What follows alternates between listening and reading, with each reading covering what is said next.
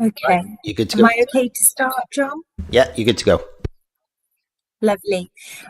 Good afternoon and welcome to today's Democratic Services Committee, Thursday the 13th of November at 2 p.m. My name is County Councillor Lisa Dimmock and I am the Chair of Democratic Services and the Ward Member for Port Skewer. Before I start any formal business, I'd just like to mention for the live stream that we are using new meeting software for the very first time this afternoon. We have tested it, but as it's a new system, there may be some occasional hiccups, a brief pause, a lost microphone, a screen share that doesn't behave itself. So please bear with us and we apologise if there are any issues. First of all, I will go to the agenda and apologies for absence. I have Councillor Dave Jones and Councillor John Crook. Declarations of interest. There are no declarations of interest, but if anything comes up, we'll do it as and when. And I Chair, sorry, Councillor Davis has put his hand up to speak. Okay, no problem. Clear an interest as a member of the Welsh Government's Innovating Democracy Advisory Group. Thank you, Chair. Thank you, Councillor Davis. We do have Councillor Anne Webb actually sitting in for Councillor Tony Keir. That's just to note. And now we need to approve the minutes of the meeting held on the 4th of July. So if members can just show their hands or if they want any changes to be made. Councillor Davis? Oh, you need to unmute yourself there. You didn't come across. I was just going to say, happy to propose and move as an accurate record of our deliberations. Thank you, Chair. Lovely, thank you. And can I have a seconder, please? Yeah, Chair, they've seconded in the room. Lovely, Oh, thank sorry, you. Councillor Edward wants to come in. Yes. Thank you. Just one slight amendment to the minutes. Under apologies, it's got councillors, but it hasn't got my name. That's the meeting I couldn't make. Thank you. Okay. Well, that correction. Thank you, Councillor Edwards. So we'll go to the first report, which is item 4. We're here to consider the draft annual remuneration report for 2026-2027. And I'll hand over to John to introduce this report. Thank you. Thank you, Chair. An annual report that comes to the committee, relatively straightforward annual report. It's worth noting for this year that previous reports from the remuneration of members came from the Independent Remuneration Panel for Wales, which was a body set up by Welsh Government to review payments to county councils and community and town councils and national parks and fire authorities. That's been disbanded now under the Elections and Elected Bodies Wales Act, with responsibility for that moving to the Democracy and Boundary Commission Cymru. So this is their first report relating to members' remuneration. There's not much change that they've actually made this year on the remuneration levels for members, just an uplift on the annual remuneration, which has been standard over the last couple of years. There are some key points for the future that the Commission now want to look at as part of remuneration for members. The key ones being to assess the potential need for resettlement payments for any councillors who stand for election but aren't re-elected to a county council. The framework for senior salaries at the county council, and then to review sort of the average earnings, the tie-in that the Boundary Commission do when they review the annual salaries. They generally tie it into an average earnings reports from across Wales, and whether that's still appropriate going forward or not. Again, much of the report is much of the same as previous, other than the uplift for councillors, and I open it up for questions, Chair.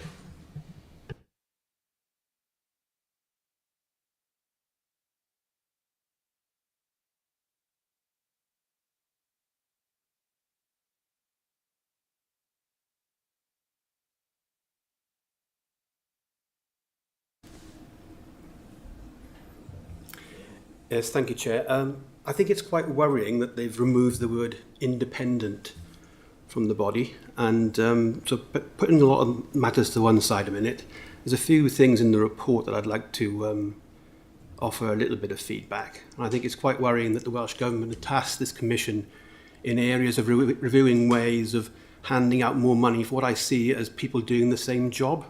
I can fully understand the need of a resettlement payment when talking about the full-time role of a member of the Senedd or MP. However, this is one aspect of the report that I'm against. A councillor's role has always been seen as a part-time role, although that does differ from councillor to councillor, but we won't go into that today. Councillors tend to be retired or working as a councillor while also having a day job. In short, generally this is not their only source of income. So I think having a resettlement payment, in other words, if an incumbent stands and fails to get re-elected, only sends out the wrong message to the general public as to why people stand for council in the first place. Besides, having a resettlement payment in place would also encourage sitting councillors never to stand aside, as there's a financial incentive to stand and lose.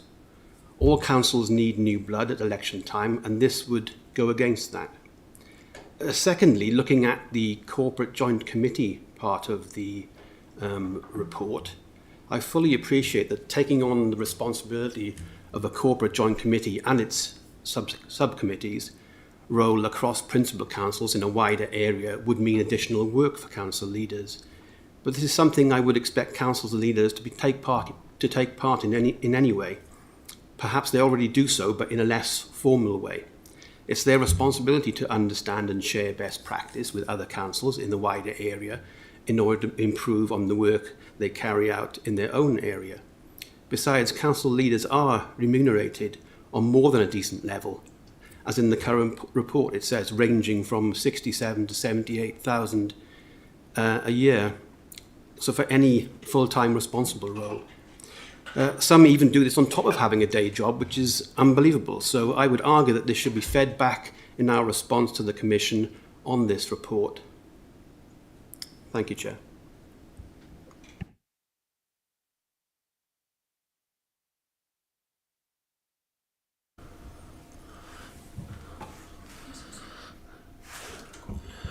Okay, thanks. I'm on the wrong button, I think, so I'll speak now if that's okay. Taking up the councillor's point about resettlement payments, I'm fairly agnostic about it, but I think we have to understand that while there are a lot of councillors who are retired and receiving their pensions, others might have be self-employed, others might have extremely generous employers. There are those who do make sacrifice, who are of working age, who are making sacrifice, having to cut their working hours, maybe having to accept that they're a lower position in their workplace than they otherwise might be, and these are often the sort of people we need to be encouraged. I did see a newspaper report some time ago suggesting that being a councillor was a hobby for retired people, and I think we really do need to avoid that. Therefore, I think there is a place for either resettlement payments or somehow recognising the sacrifices that councillors of working age have to make. Now, the latter wouldn't be easy, and I suspect maybe resettlement payments are just one way that you can at least partially go towards that. So perhaps we can have both arguments reflected in our reply to the draft document.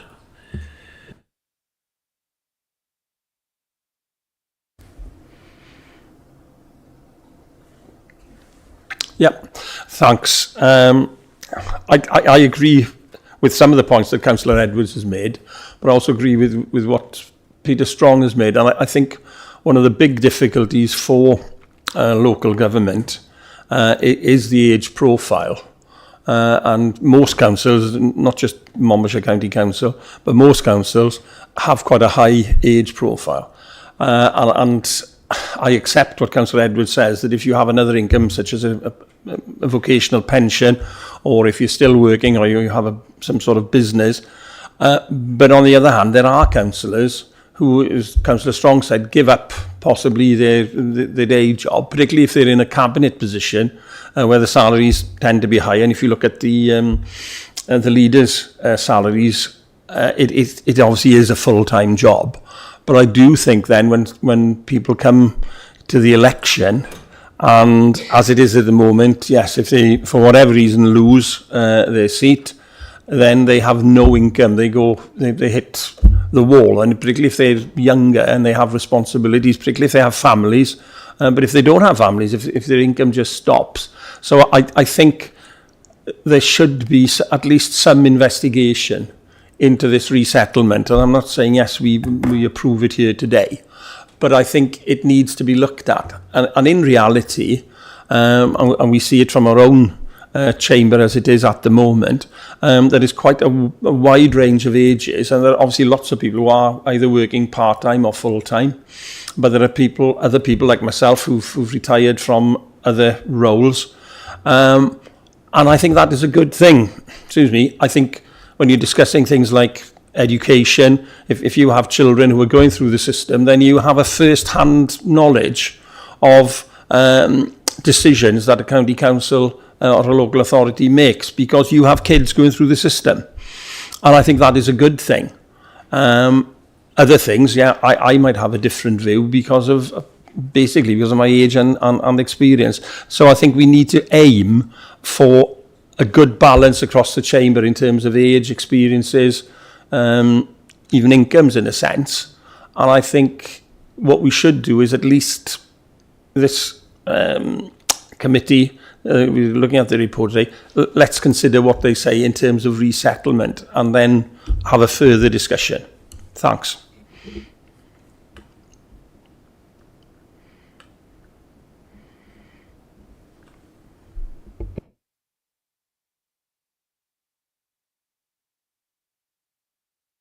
Councillor Davis. Thank you. Hope you can hear me.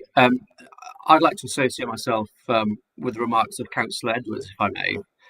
I too feel deeply uncomfortable about what's been proposed with regards to a potential resettlement grant, and I agree with Councillor Edwards' analysis. I can fully appreciate when an elected member of the Parliament in Westminster or of the Senate in Cardiff Bay loses office. There is clearly a price to pay and a toll to be paid in terms of parliamentary staffers, the wider support staff employed by that elected member whenever he or she loses office, in a way that no such costs or direct parallels can be drawn to a sitting elected councillor. As councillors, we do not employ parliamentary staffers. We do not employ researchers. So I can appreciate the need for a resettlement or a winding up grant for those who have obligations to their workforce and to those who loyally supported their parliamentary or Senate activities. But I struggle to see how we can draw a similar parallel to the remit and the roles that we as elected county councillors fulfil.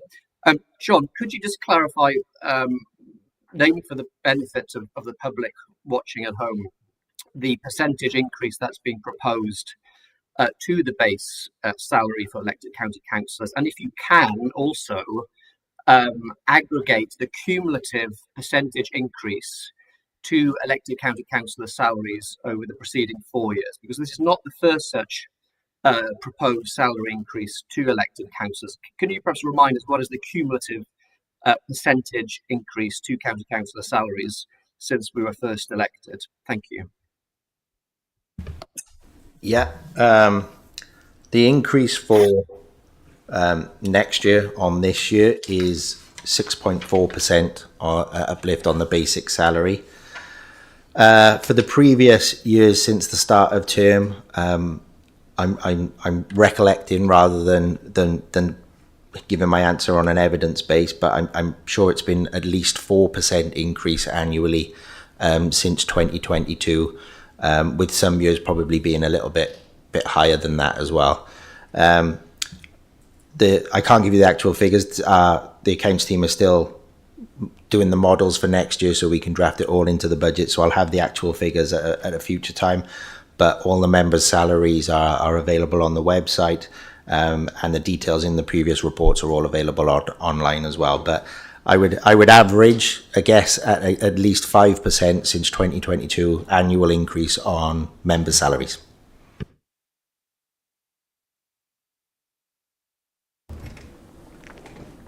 Councillor McConnell. Oh, Sorry, Howells. Sorry. okay. Sorry, can you hear me? Yeah, we can hear you now, Lisa. John, just on that before we move on, is that 6.4% higher than the typical pay awards in the public sector? I don't get involved in the public sector pay award, so I wouldn't be able to confirm either way. I'm not sure on what the general, sort of staff increase is. Unfortunately, I'd have to go away and look at that one.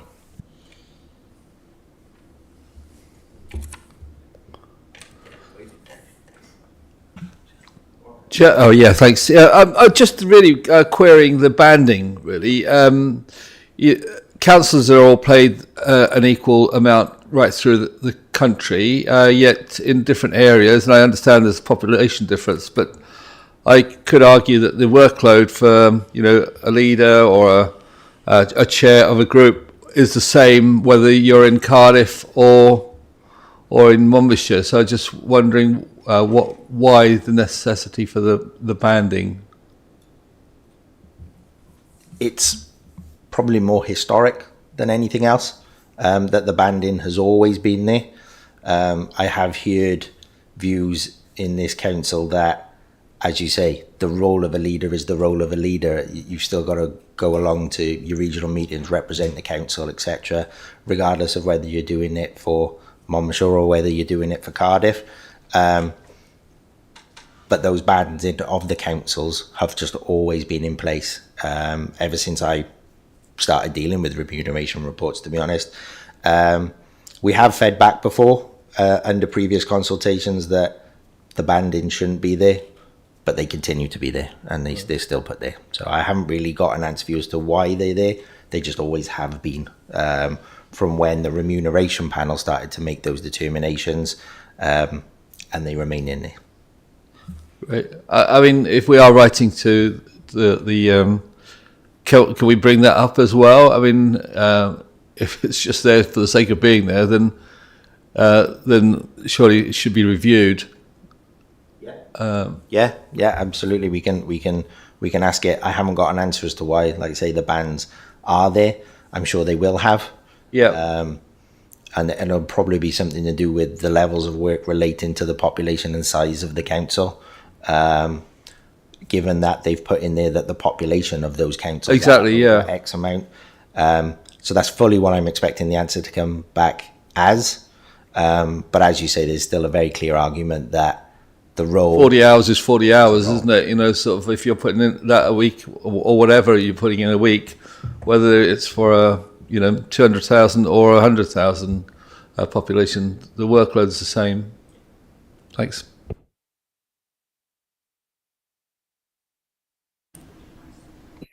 Councillor Edwards, did you want to come back in there? Yes, please. Thank you for allowing me back in. It was good to see a comparison as well across councils, and it's a bit of an eye-opener, to be honest with you, in some cases. The maximum number of senior salaries in relation to the number of councillors in some Gwent councils does seem to be disproportionately high. For instance, in Merthyr Tydfil, Torfaen and Blaen y Gwent. Do we know the reason for this, assuming it's to do with having the main roles that need to be covered irrespective of the total number of councillors that a council has? I mean, in Merthyr's and Blaen y Gwent's case, half the number of councillors are on a senior salary? Thank you. Essentially, yeah, that's why. There are specific roles within the councils that they need to cover, but all the councils have different numbers of councillors representing them. I think, again, it's based on a banding, but if some of those senior salaries dropped, then there's a risk that in some of those authorities with a smaller number of councillors representing it, that they won't have enough senior roles to be able to carry out its governance framework that we have to do, essentially. So appointing your scrutiny chairs of committees, your cabinet. There's a risk, obviously, that if you tied too few senior roles, would you have enough cabinet members to function under a cabinet model? And would that detract from the number of scrutiny committees that you need to hold that cabinet to account? Just as one very simple example of it. So it does relate to the roles that are required under the governance arrangements of each council, but it will be overbalanced if the number of councillors representing that council are significantly lower than others.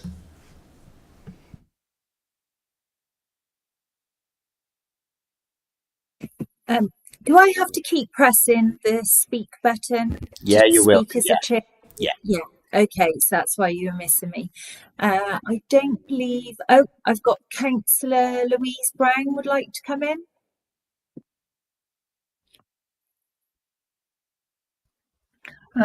Yes, thank you. Can you hear me? Yeah, we can hear you. Yeah. Okay, thanks.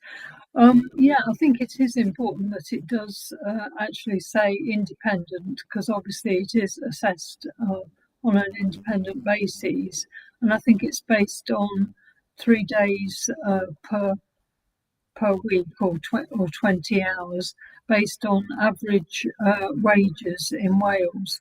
And just wondered if John knew what the comparison was in relation to public service wages, for example, rather than average wages. Thank you. Yeah, I think I'll come back to what I said earlier on to the chair's comment on what the salaries are for public service staff. I haven't got those figures to hand. I'd have to go away and probably do some more analysis on that with our HR department, who will lead on staff salaries, etc., and the differences in the way that's been implemented. I think all I would come back to is that there's been a pattern of uplift in members' salaries for a while, and that is on the backdrop, though, of a significant period where there was no uplift to members' salaries for a number of years. And it's almost, over the last few years, been trying to play catch-up for those years where an uplift wasn't actually applied to members' salaries. And it's very difficult to find that right level of parity at the minute between just carrying on uplifting, especially given the way everything is, in terms of the world at the minute and the finances and costs of living, without it affecting public services too much and the budgets that we've got to deliver for the core services as well. It's a difficult one, but again, that's the backdrop of it. There was a long time where members' salaries didn't go up at all. And they've been playing catch up over the last few years. I think they went up in 2021 before the 2022 election, and it might have been a good 4 years before that there were no uplifts at all.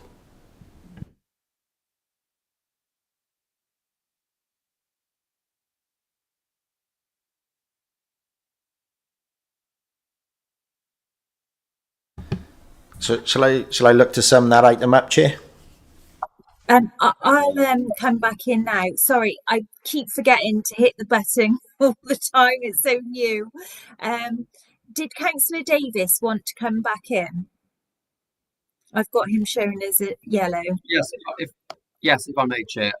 And it was partly in response to your excellent question regarding how this proposed settlement for councillors next year compares to the wider Welsh public sector. I'd be interested, John, in seeing some comparative data, but what I do have in front of me is an interesting parallel with the private sector. So according to the Office for National Statistics' own statistical release this week, those working in the private sector have only experienced wage growth of circa 4.2% compared to what's being proposed for councillors and the wider Welsh public sector. So I think it's important to put that on record and to draw that comparison, because a great many of those private sector businesses and their respective households are having to make significant sacrifices in this current economic climate. And I must say, these proposals do sit somewhat uncomfortably with me. And I think they merit, John, some further consideration both by this committee, but also by the wider council. I know we've fallen into the habit in recent years of submitting this report to a full meeting of the council chamber, but I do wonder, given the different perspectives and views expressed by members on these benches and opposite, whether there is some merit in conducting a member seminar at the very least, or indeed progressing this paper to a meeting of the full council, so that we may have a full and frank discussion about the merits of these proposals, which, as I say, sits deeply and comfortably with me. Thank you. Thank you, Councillor Davis. So I think it's fair to say that the committee's views on the resettlement grant are very mixed. Some members highlighted that councillors are not comparable to MPs or MSs and questioned whether the grant is appropriate, while others felt it would help attract younger people or more diverse group of individuals coming forward to stand as a councillor, because obviously some people do end up leaving full-time employment after having roles like cabinet members. I suggest we respond to the Commissioner summarising a full range of views raised by members today. I think it's important that they hear what we've had to say and that there's a mixed range of views. So are all members happy for us to respond? John, I don't know if you want to come back in there. Councillor Thomas wants to come back in, if that's okay, Chair. Oh, sorry. Sorry, Councillor Thomas, I missed you. Yeah, thanks, Chair. Diolch yn fawr. What I would say in response to what Councillor Davis has said, if you go back long enough in the history of this country, if you look at MPs at one time, I don't believe they were remunerated, and it meant that only people who had a private income could actually sit in the House of Commons and represent their interests. And I think it's a bit the same with county councils. If you want people to possibly give up salary, give up time with their partners or families and interest, then I think it's fair enough that you pay them, and that you pay them at a reasonable level. And if you look at the budgets that are controlled by this authority, which is one of the smaller ones, it's quite a big budget, and it has a huge effect on people's lives. You look at social care, you look at education, you're talking about big budgets and big outcomes. So I do think we've got to temper this, trying to compare with private sector, etc., or saying, well, we don't want to pay more. I think we need to attract the brightest and the most able people, and you're not going to attract them if there is no reasonable remuneration. Very few people would want to live on 20 grand a year. I know some people have to, but it wouldn't be out of choice to join a local authority. So I think we've got to temper that today. Thanks very much. Thank you, Councillor Thomas. Can you hear me? Yeah. I'll stand by what I said, though. I think all councillors' views need to be shared. So, John, did you want to add anything to that? Yes, thanks, Chair. I think a way to do this is, as you say, we can draft a review which includes all members' feelings today. I think that's the only way we're going to do it. We've got quite different views. I can do that through you, Chair, if you're happy, given that the response to the report, I think, is later on this month.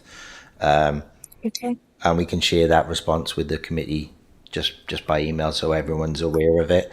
I think just coming back to the point on independent and whether the commission is independent or not. I think if you just look at their website, the Democracy and Boundary Commission is an independent Welsh government-sponsored body with the purpose of publishing a programme of work which keeps under review the electoral arrangements and the remuneration of councillors, etc. So, whilst it's not in the title, and the title of the Democracy and Boundary Commission is in fact set in legislation, it's not a name that they're free to change. They are an independent body in the same way. They're almost set up in exactly the same way as the Independent Remuneration Panel for Wales was. It's just, like you say, they had independent in their name, whereas the legislation dictates the name of what the Democracy and Boundary Commission are. But yeah, happy to draft a response, share it with you, Chair, as long as members are happy, and we can get something off that offers all the views that have been put forward today. That's lovely. John, do you want us to go to a vote on that, or are we happy? I don't think we need to go to a vote on it. I think Okay. we don't need to be voting on are we responding. I think the consensus from everybody is yes. We just need to capture everybody's views in that. And as I say, I'll do that and share that with members once we have it approved. Lovely. Thank you. Thank you, members. The next report is item number 5 on the agenda, extending duty to broadcast meetings consultation. The consultation seeks views on whether the current legal duty which requires council to broadcast full council meetings should be extended to include other committees, and whether this duty should apply to National Parks and Fire Authority. Obviously, Monmouthshire is we're well ahead of the curve, so I'll let John come in now. Thank you, Chair. It's a report, I think, where sometimes as a council we need to reflect on where we are doing well, and I think this is an area where we've done well for a long time, and that's proven by the fact that this consultation is being taken place to extend the broadcasting of council meetings to wider than just full council. The position in most councils now is that they're broadcasting more than that. For some, there's a financial cost to broadcasting meetings, which we don't have. For others, they still only sort of stream in the ones that are most popular to the public, full council, because we have to, and then maybe planning and cabinet, something like that. I think we've been open and transparent now for quite a while in terms of our meetings, that we are able to broadcast the meeting.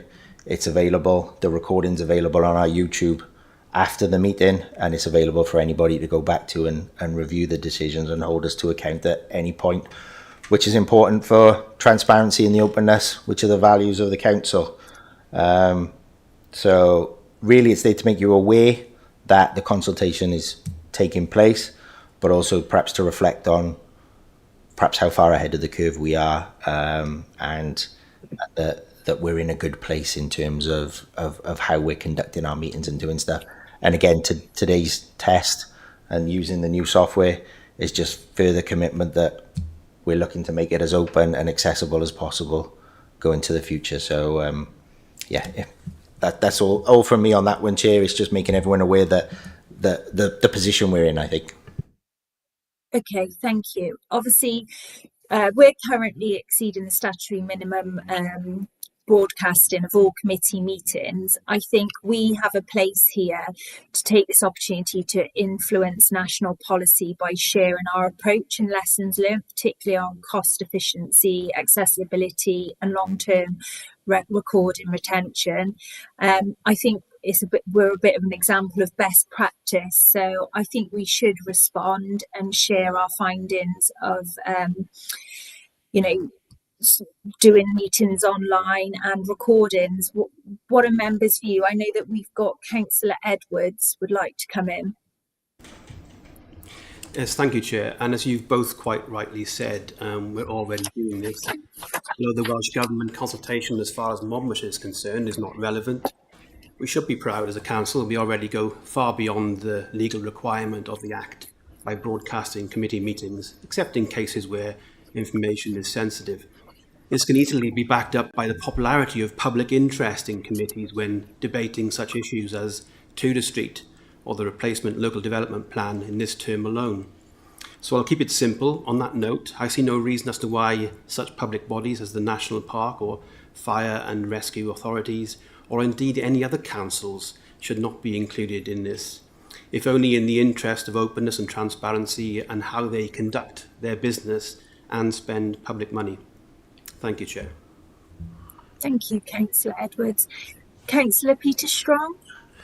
Thanks, Chair. I'm inclined to agree with Councillor Edwards and yourself on this, not least because the more that are recorded, the easier it makes for example, the local press. Even though we have local democracy reporters, they can't get around in person to every meeting that we hold. They would also, I suspect, like to report on the health board and the fire authority, but can't manage to get there. And so the more they can report on, better, not just for residents in general, but even for councillors who can't get to every meeting but can read about it in their local newspapers or on the social media versions of the local press. So, yeah, generally in favour. Lovely, thank you. Councillor Louise Brown? Yes, thank you, Chair. Yeah, I was on the fire authority at one stage, and I certainly think it would be helpful if their meetings were recorded, and the same with regard to the national park authorities. One of the things, though, is obviously we're just trying out this new technology today, but looking on the public website, you can't actually watch the meeting. So is it going to be on YouTube afterwards, or how will we see to the recording of meetings which aren't live streamed? I appreciate that this is the first trial of this new technology, but I just wondered how the public could either watch meetings live or could watch them afterwards, and what the system was going to be. Thank you. Thank you, Councillor Brown. John, are you able to come in there? Yeah. That's a user error today. We are live streaming. The meeting is on YouTube. To embed it into our website, we just have to put the link to YouTube in on our website. And the training we were running beforehand just got away with us a little bit, and user error in not putting that link on the website for today. That's all that is. It's on there. Yeah, so we're live on YouTube. It's just not embedded into the page on our website. User error, and it'll be fixed for future ones, like it always has been. Thank you. Thank you. Do any other councillors have anything to say on this matter? No one? Okay. I think we should respond on this report. Obviously, councillors express unanimous support for extending the duty to broadcast meetings and to include the Fire and Rescue Authority and National Park authorities. And members agree that it would enhance transparency, accessibility and public engagement. Obviously, we are trialling new software today, which we've had a couple of hiccups, but I think that might be my error. So yeah, John, are we able to respond to that via myself as chair? Yeah, absolutely. It sounds like a consensus approach that we expand this out as much as possible to the public bodies, and I'll draft something up and agree it with the chair and send around in the same way the last item. That's lovely, thank you. And that brings us to item 6, which is the forward work programme, and John's going to provide us a verbal update. No, I'm going to try and share my screen. Okay. Given the way the tech's going today, bear with me a second and we'll see. You're doing great. You and Nicola are doing fantastic, considering this is the first meeting we've used it.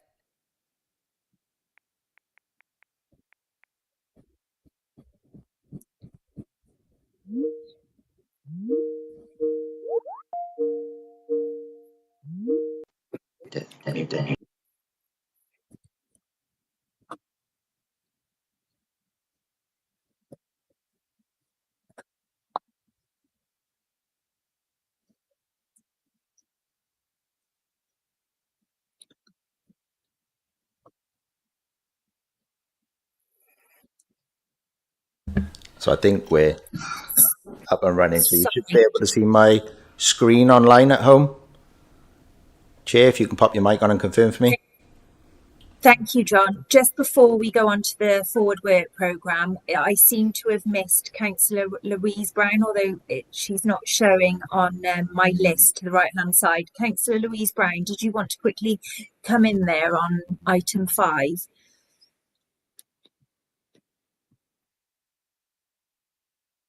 I think we may have lost her. Okay, John, please proceed and I'll speak to Councillor Brown outside of this. I can't seem to get her to come back in. That's okay, no problem. I don't have the share. Thank you. You won't, you're online. Sorry, it's behind you. Sorry there, Peter. If I do that. Okay, so over the summer, we were reviewing the structure of the forward plan for council, cabinet and individual cabinet member decisions. I think the view with the current, I think by background, the current forward plan is just an Excel document which has the report title, the date of the meeting, the decision maker that it's going to, and probably that's about it.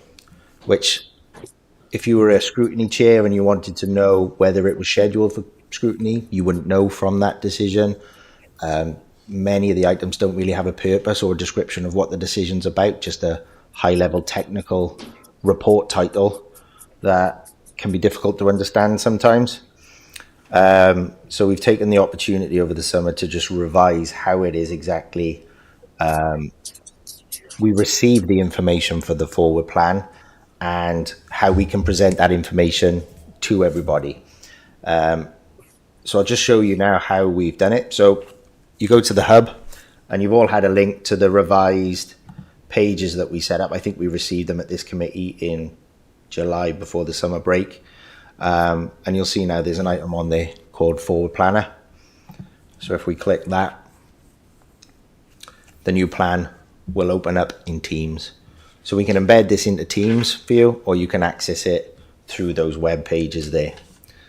So when an officer wants to add something to the plan, there's a new form here, which means they can't submit anything to the plan now without giving us all the information we need about that decision to know where it's going and exactly what the plan is through the governance arrangements of the council as to what's going to happen with that decision. So they can't, for example, submit an item onto that planner that is planned for scrutiny, but they don't tell us that it's going to scrutiny as an example.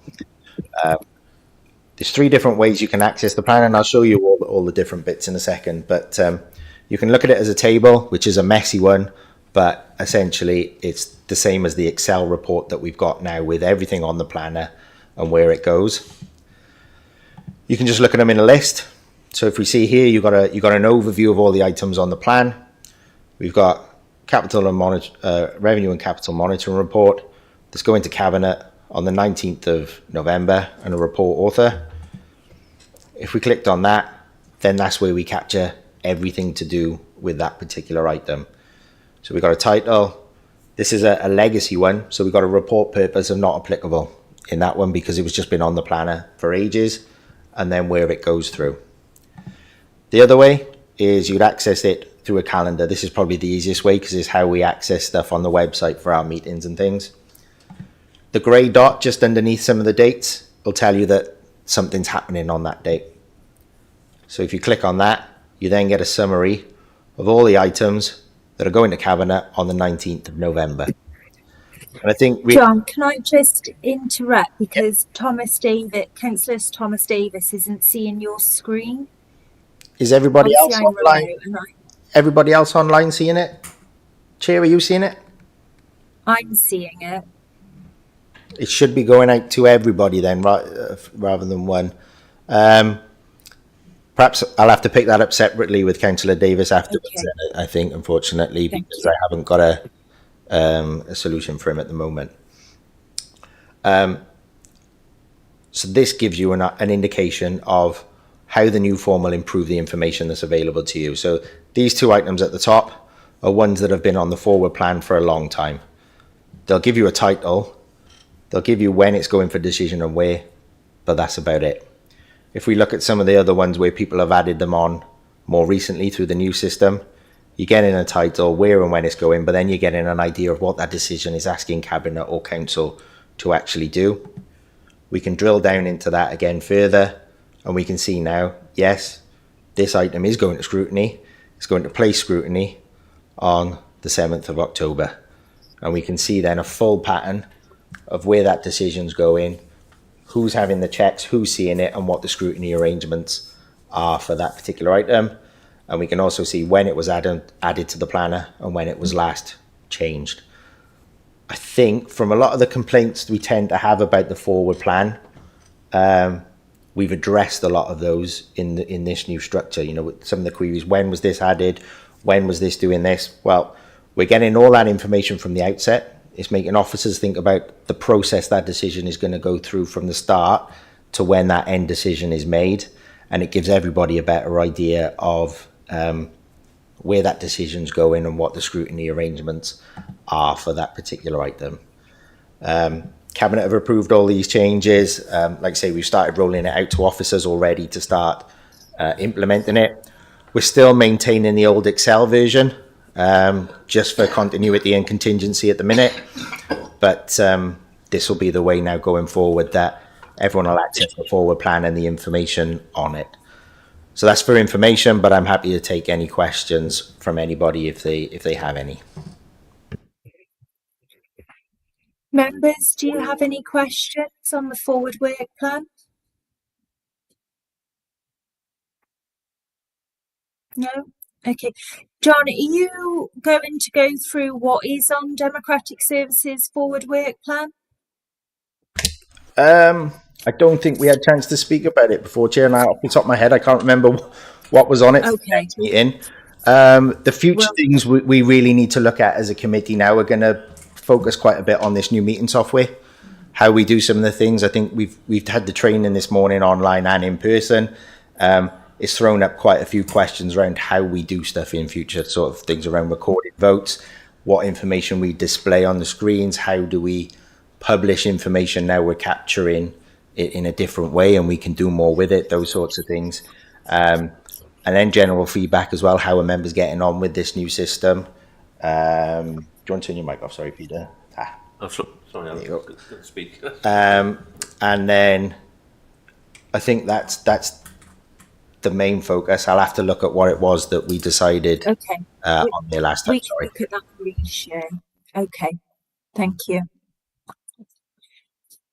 The date of the next meeting is the 19th of January 2026, so make sure that's in your calendar.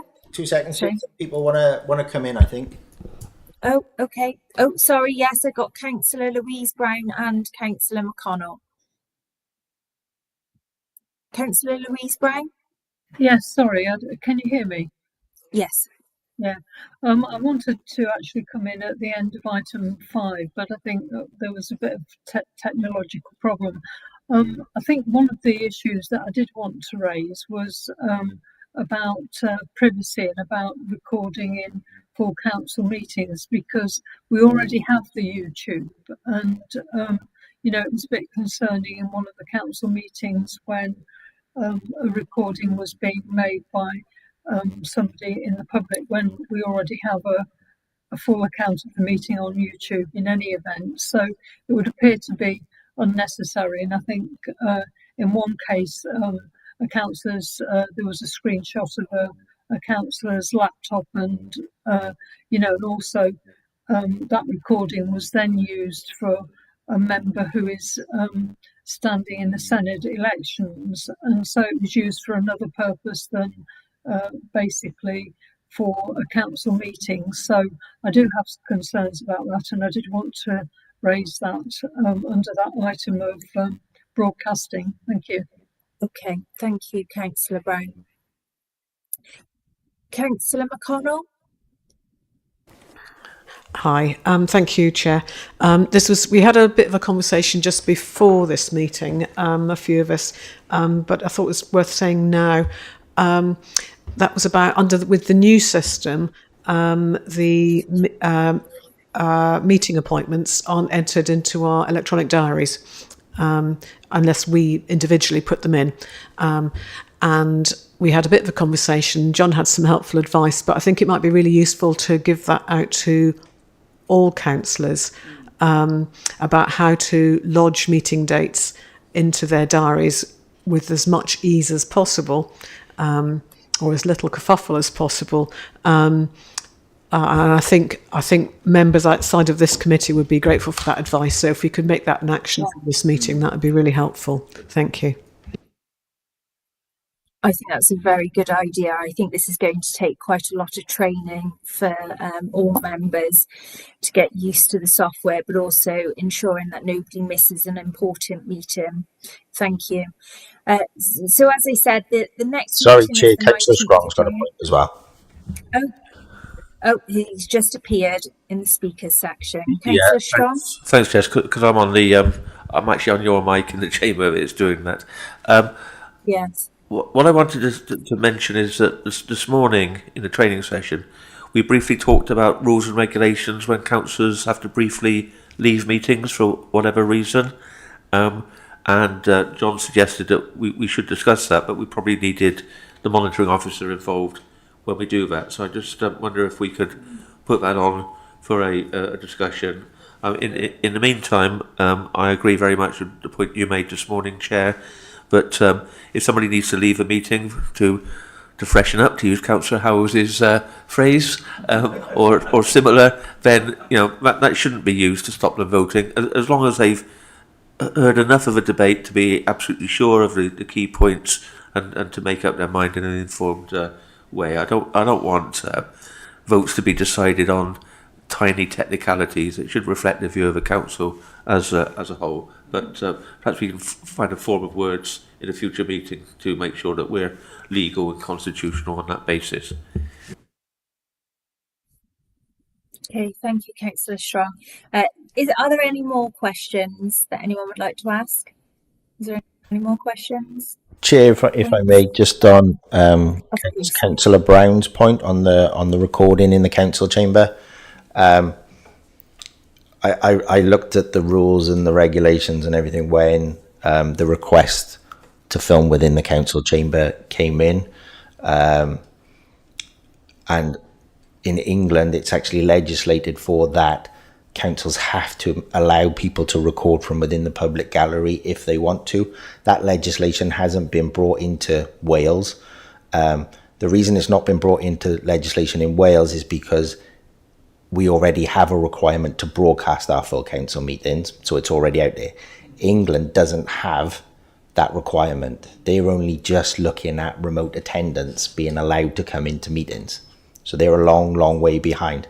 That's why they legislated in England to allow filming from the public gallery. But our constitution, as it stands, says that if someone wants to film or record from within the public gallery, then they're allowed to do so. They're allowed to do so on the basis that it doesn't interfere with the meeting taking place itself. So the meeting is a priority. The request, for example, came in that they wanted to film within the well of the chamber. That was a simple no. Any equipment they bring in could interfere with the meeting. They're entitled to the public gallery and they're allowed to do so.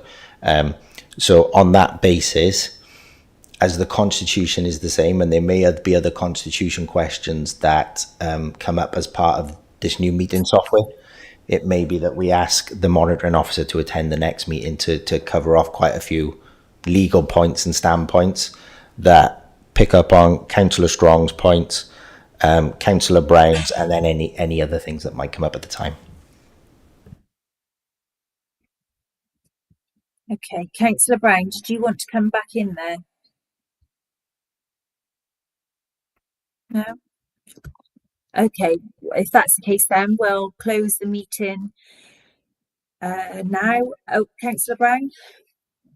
Yeah, because I still think there's a difference between, the England, it sounds like have brought it in because they don't have broadcasting, whereas we do, and we have YouTubes, and anybody who wants to look at a council meeting can look at it on the YouTube, and the purpose of the recording is to do with council business. It's not really to do with promotional videos and that sort of thing. Thank you.